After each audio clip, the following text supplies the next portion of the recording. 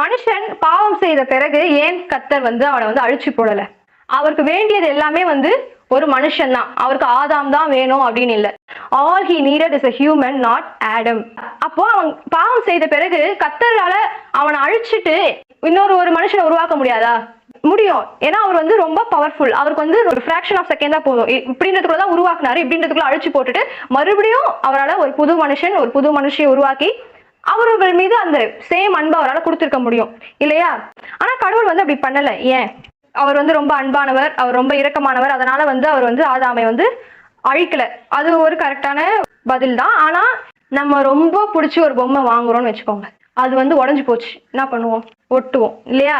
அது உடஞ்சி போயிடுச்சுன்னா நம்ம என்ன பண்ணுவோம்? ஒட்டி நம்ம அதை வந்து எப்படியாவது நம்ம கூட அதை வந்து வச்சுக்கணும் அப்படின்னு சொல்லிட்டு நம்ம வந்து நினைப்போம்.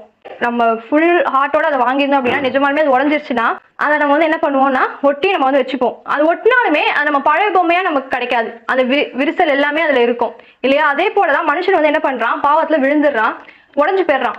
கர்த்தர் என்ன பண்றாரு? அவனை மறுபடியும் ஒட்டுறாரு. என்னதான் அவனை ஒட்டினாலுமே அவனுக்குள்ள அவன் வந்து அந்த பாவம் போகல, அந்த விரிசல் எல்லாமே அப்படியேதான் இருக்கு. ஆனாலும் கர்த்தர் வந்து அவனை மீட்டு அவனை வந்து தன் கூட வச்சுக்கணும் அப்படின்னு சொல்லிட்டு நினைக்கிறாரு.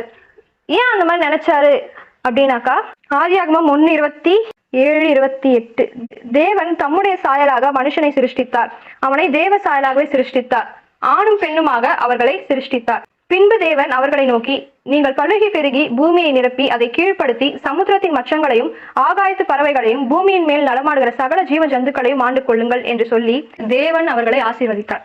தேவன் அவர்களை ஆசீர்வதித்தார். ஆண்டு கொள்ள அப்படின்னு சொல்லிட்டு என்ன பண்றாரு? ஆசீர்வதித்தார். அவர் பிளஸ் பண்ணிட்டாருன்னா அது பிளஸ் பண்ணதான். ஐயோ ஆதாம், நீ இந்த மாதிரி தப்பு செய்வேன்னு நான் கொஞ்சம் கூட நினைச்சு பார்க்கலப்பா, நான் தெரியாம உனக்கு ஆசீர்வாதம் கொடுத்துறேன், சும்மா சும்மா சொல்லிட்டேன், தயவுசெய்து திருப்பி வாங்கிக்கிறேன் நானு அப்படின்னு சொல்லிட்டு சொல்றவர் கர்த்தர் கிடையாது. அவருடைய வார்த்தைக்கு வல்லமை உண்டு. அது ஒன்ஸ் அவர் வாயிலிருந்து வந்துருச்சு அப்படின்னாக்கா அது மறுபடியும் அவர் வாய்க்குள்ள போவாது. அதனுடைய வேலையை செய்யாம இந்த பூமியை ஆண்டு கொண்டு ஆசீர்வாதமா இரு அப்படின்னு சொல்லிட்டு ஆசீர்வதிச்சிட்டாரு. இவன் அழிச்சுட்டா அவருடைய வாக்கு என்ன ஆயிடும்? பொய்யாயிடும். அவருடைய வார்த்தை அங்க ரொம்ப முக்கியமா அவர் வந்து கருதினார். he valued his words. மனுஷன் மாத்திரம் அவரோட வார்த்தையை வேல்யூ பண்ணணும் அப்படின்னு, அவரோட வார்த்தையை வேல்யூ பண்ணணும்னு அவர் நினைக்கல. முதல்ல அவரோட வார்த்தையை வந்து என்ன பண்ணாரு? வேல்யூ பண்ணாரு. அவர் வந்து அவருடைய வார்த்தைக்கு பவர் இருக்குது அப்படின்னு சொல்லிட்டு அவர் நம்பினாரு. அவருடைய வார்த்தைகள் முற்றிலும் வந்து மெய்யானது.